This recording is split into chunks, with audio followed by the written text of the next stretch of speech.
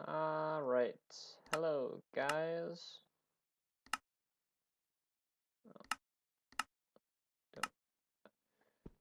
This is going to be my first progress update on an SMP I've been invited to. No, it wasn't invited. No, I did an application. I got accepted to the Unstoppable Gaming SMP. And I thought I would start the server update video with a little bang, shall we? Just back up real quick. That's one bang out of many. I'm sure you're gonna be ready for this one though. Ah!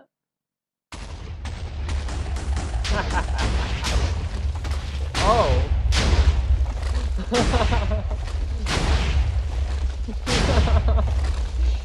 Gosh! What the heck? Aw, man. It didn't get all the way through, but we're gonna do it. We're gonna do it. Here we go.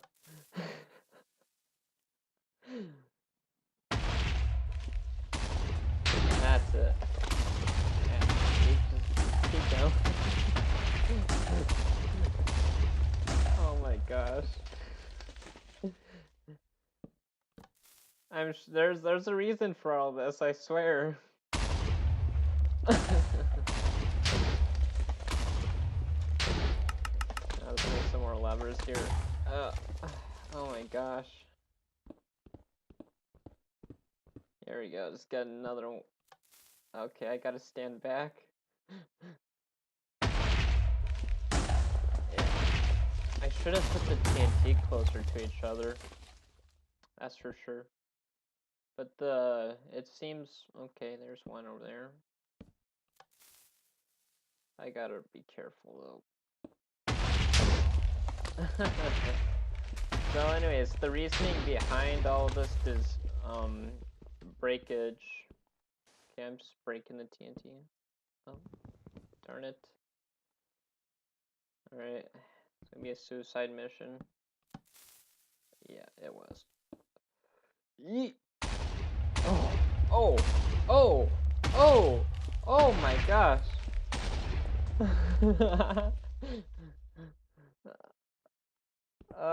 Goodness me. That was some more TNT. Here, let me help you. Ow. Look at all of that. There's even some more here. There you go.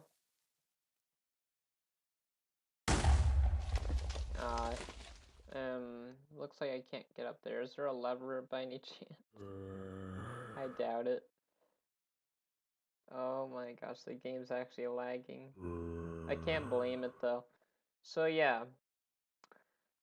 The reason why I'm digging a hole down this deep is so that I can build my new vertical iron farm I've made just for the server.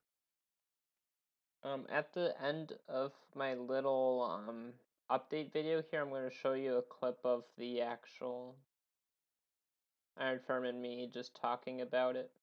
But anyways, I'm going to just get out of this hole here.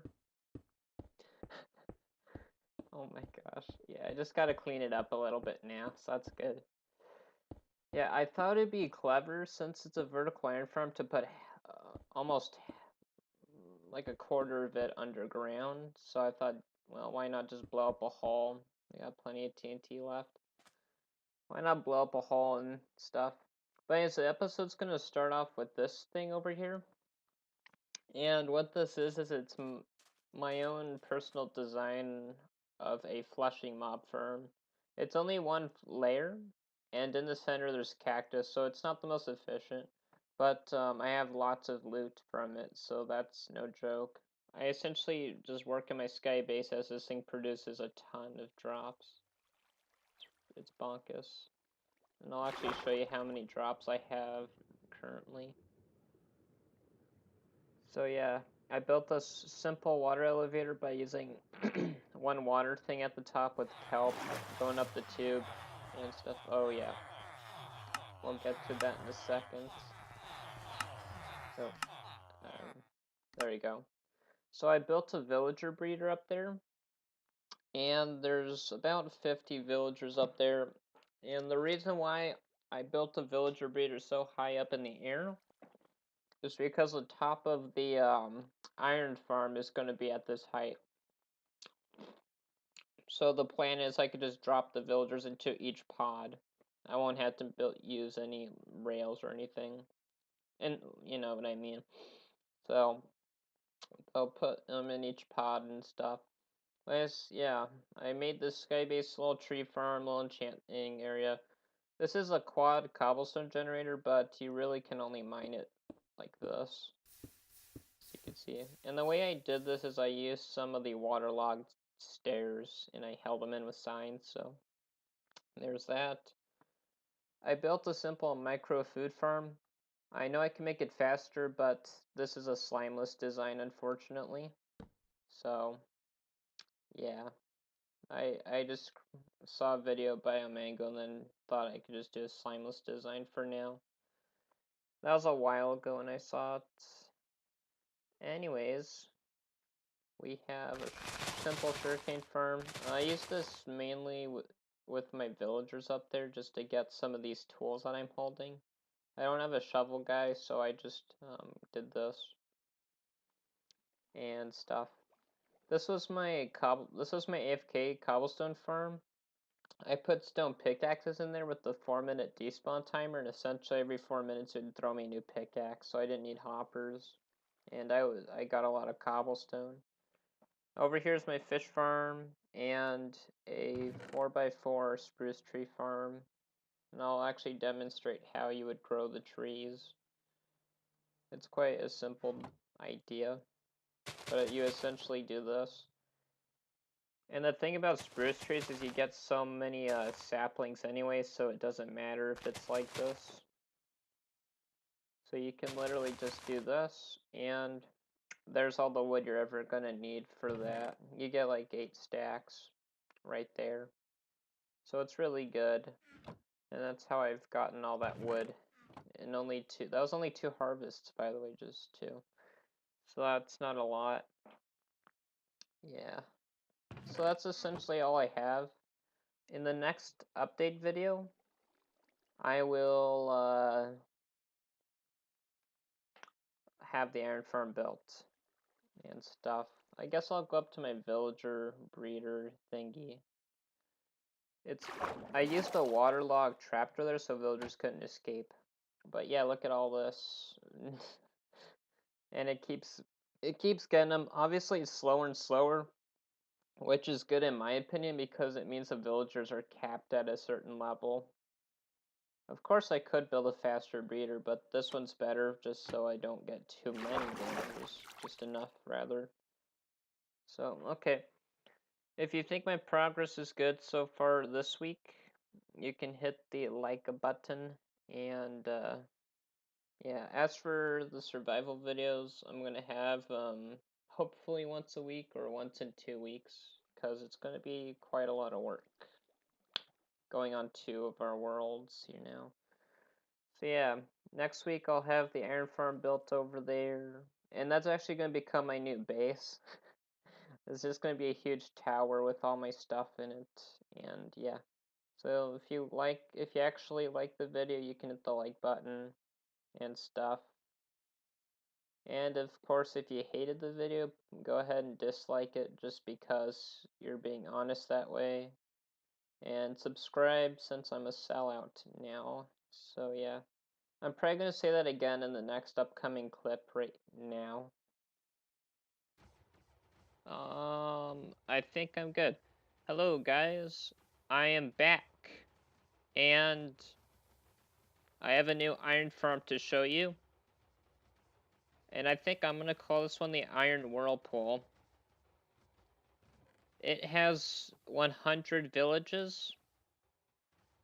And it should produce around a little over 3,600 iron. And unfortunately, yes, I am using the old spawn pad still, but to make up for that, I put a couple more villagers in that holding cell with the vines to keep them from not killing each other. And as you can see, they just spawn. They spawn like crazy. And my game would lag absolutely if I turned on the doors. Ah! This is how it looks like. So there's a certain pair of doors. So like the Iron Cross, we have this door and this door connected to each other and also on the other side.